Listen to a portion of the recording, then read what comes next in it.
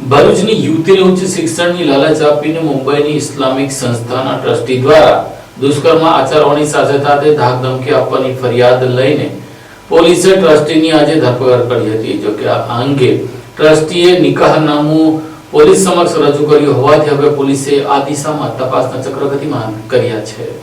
ભરૂચ મહિલા પોલીસ મથકે નોંધાયેલી ફરિયાદ મુજબ ભરૂચની 22 વર્ષીય યુવતીએ મુંબઈ સ્થિત એક ધાર્મિક સંસ્થાના ટ્રસ્ટી અને સંચાલક મુફ્તી અલાઉદ્દીન અબ્દુલ ગફ્ફાર અંસારી સામે ગંભીર આક્ષેપો કર્યા છે। ફરિયાદમાં જણાવવામાં આવ્યું છે કે યુવતીને ઉચ્ચ શિક્ષણ અને ધાર્મિક અભ્યાસની સુવિધા આપવાની વાત કરી મુંબઈ લઈ જવામાં આવી હતી। ફરિયાદમાં એવો પણ આક્ષેપ કરવામાં આવ્યો છે કે અભ્યાસ દરમિયાન આરોપી યુવતીની ઈચ્છા વિરુદ્ધ તેની સાથે શારીરિક સંબંધ બાંધ્યો હતો। ફરિયાદમાં વધુમાં એવો પણ ઉલ્લેખ કરવામાં આવ્યો છે કે યુવતીના ફોટોગ્રાફ વાયરલ કરવાની જાનથી મારી નાખવાની ધમકી પણ આપવામાં આવી હતી। સમગ્ર મામલે ભરૂચ મહિલા પોલીસ મથકે સંબંધિત કલમો હેઠળ ગુનો નોંધી આરોપીની ધરપકડ કરી છે। પોલીસના જણાવ્યા અનુસાર હાલ કેસની તપાસ ચાલુ છે। દિશામાં વધુ તપાસ કરી પુરાવા એકત્ર કરી આરોપી સામે કાયદેસરની કાર્યવાહી હાથ ધરાશે।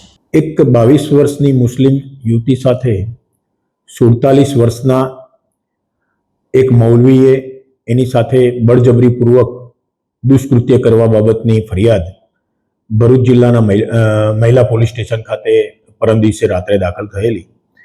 ગુનાની ગંભીરતા જોઈને તપાસ કરતા અમલદાર એ ડિવિઝનના પોઈ શ્રી વસાનાઓએ તાત્કાલિક તપાસ હાથ ધરી પુરાવા એકત્રિત કરવાની કાર્યવાહી અને આરોપીની શોધખોળ માટે જે આરોપી મૌલવી છે અને મુંબઈની મદ્રેસામાં ટ્રસ્ટી તરીકેનું કામ કરે છે એને ધરપકડ કરવા માટેની કાર્યવાહી કરેલી। તપાસ દરમિયાન એવી હકીકત જણાયેલી કે આ જે મૌલવી છે એ આ ભરૂચ ખાતે રહેતી યુવતીના ઘરે આજથી 8 મહિના પહેલાં આવેલો અને એના માતા પિતાને લલચાવીને પ્રેરિત કરેલા કે મુસ્લિમ ધર્મનું વધુ અભ્યાસ માટે અને એની મદ્રેસામાં ત્યારબાદ નોકરી માટે આ તમારી દીકરીને મોકલી આપો એમ કહીને એને મુંબઈ બોલાવેલી।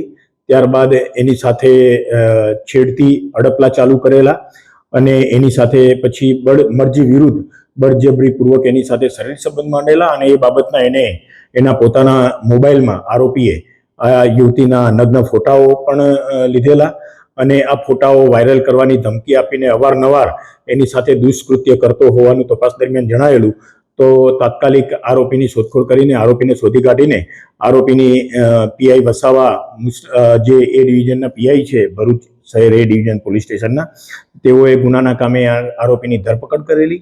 આરોપીને આજે નામદાર કોર્ટમાં રજૂ કરીને વધુ તપાસ અર્થે એના રિમાન્ડની માગણી કરતા નામદાર કોર્ટે આરોપીના 2 દિવસના રિમાન્ડ મંજૂર કરેલા છે અને આગળની વધુ તપાસ હાથ ધરવામાં આવેલી છે।